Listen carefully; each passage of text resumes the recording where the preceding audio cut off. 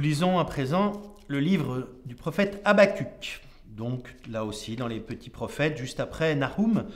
D'ailleurs également chronologiquement, Nahum qui annonçait la fin de Ninive, l'empire assyrien.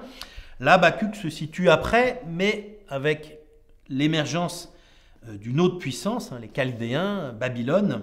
Et on sait que ce seront eux qui seront les puissances qui détruiront le temple de Jérusalem. Donc Habakkuk, c'est le contexte de la puissance montante à partir de 605 avant Jésus-Christ de Babylone. Et le prophète, il interpelle Dieu sur son apparente inaction face au mal. On retrouve d'ailleurs ça dans les psaumes. En gros, c'est la question, mais que fais-tu ? On a l'impression que, parce que quelqu'un est puissant, il y a une totale impunité dans ce qu'il va exprimer.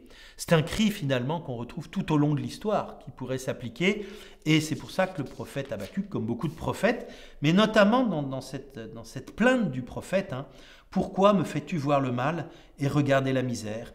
Devant moi, pillage et violence, dispute et discorde se déchaînent.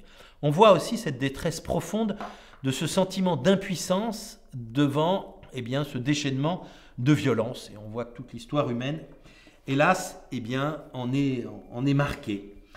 Donc pourquoi Juda devrait être puni par une nation encore plus pécheresse ? C'est ça aussi. On peut se dire, Juda n'a pas été fidèle, elle est péchée. Elle est punie pour son péché. C'est ce qu'on retrouve un petit peu souvent d'ailleurs, cette conception, nous n'avons pas été fidèles, nous en portons les conséquences quelque part. Et nous revenons vers Dieu, nous renouons cette alliance pour la fidélité, etc.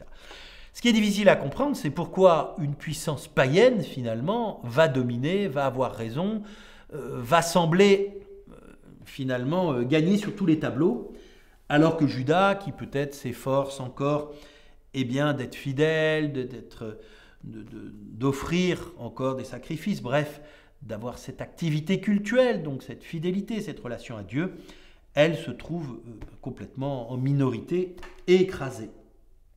Donc Dieu semble répondre en annonçant une aggravation du mal. Ça ne va pas aller mieux, puisque non seulement les Chaldéens, déjà les exactions qu'ils commettent dans tous ces territoires, faut voir que c'est un territoire absolument gigantesque, c'est tout le Moyen-Orient, non seulement ne va pas se calmer, mais ça va aller jusqu'à la destruction complète. Nabuchodonosor, 597, première incursion des parties de destruction et de déportation des habitants de Jérusalem, et en 587, après 10 ans un peu de chaos, il reviendra détruire complètement le temple et déporter une autre partie de la population pour un exil qui durera à peu près 70 ans. Mais là, c'est une invitation pourtant à la confiance. Il y a un certain nombre de malheurs annoncés, et pourtant on sent que la prière du prophète n'est pas vaine. Comment cela se manifestera ? Peut-être après aussi un drame plus grave, mais que finalement ça n'aura pas le dernier mot. Il y a toujours finalement, y compris dans ces annonces dramatiques de ce qui va arriver, une parole d'espoir, une parole de réconfort, une invitation à la confiance. On retrouve dans cette plainte d'Habakkuk des échos par rapport à Job.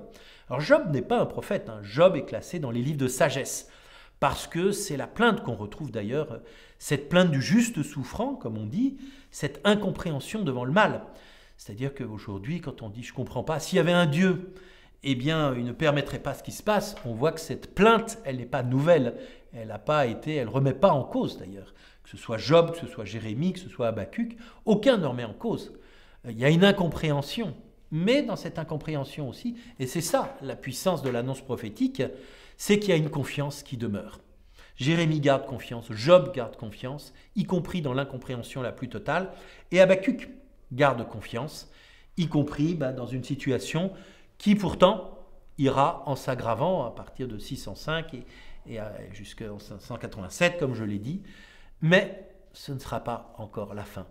Et on voit comment Jésus, d'une certaine manière, dans ses discours apocalyptiques, reprend ces exhortations, en tout cas ces images données par les prophètes. Il y aura des famines, des tremblements de terre, mais ce ne sera pas encore la fin.